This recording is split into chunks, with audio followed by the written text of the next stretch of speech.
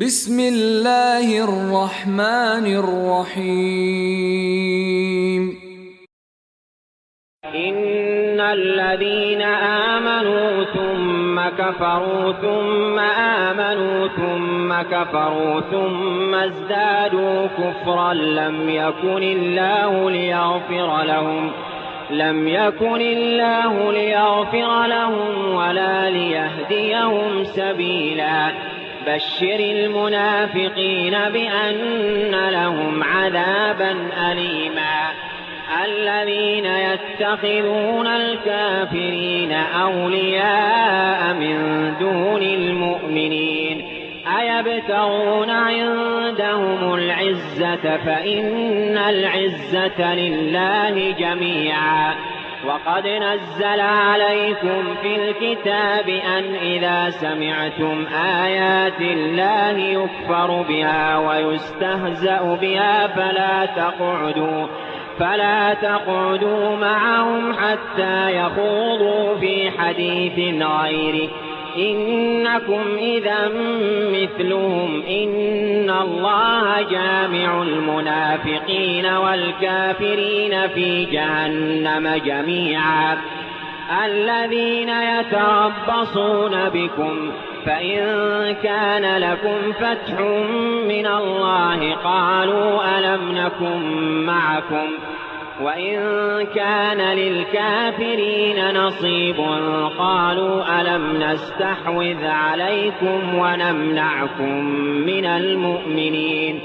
فالله يحكم بينكم يوم القيامة ولن يجعل الله للكافرين على المؤمنين سبيلا.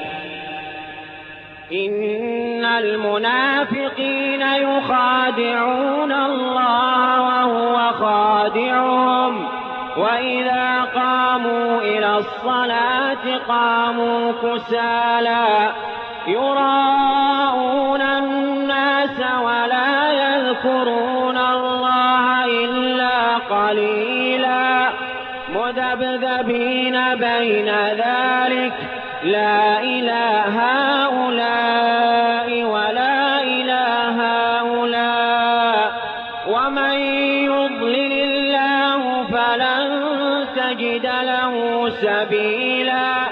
يا أيها الذين آمنوا لا تتخذوا الكافرين أولياء من دون المؤمنين أتريدون أن تجعلوا لله عليكم سلطانا مبينا. إن المنافقين في الدرك الأسفل من النار ولن تجد لهم نصيرا إلا الذين تابوا وأصلحوا واعتصموا بالله وأخلصوا دينهم لله فأولئك مع المؤمنين وسوف يؤتي الله المؤمنين أجرا عظيما. ما يفعل الله بعذابكم إن شكرتم وآمنتم وكان الله شاكرا عليما.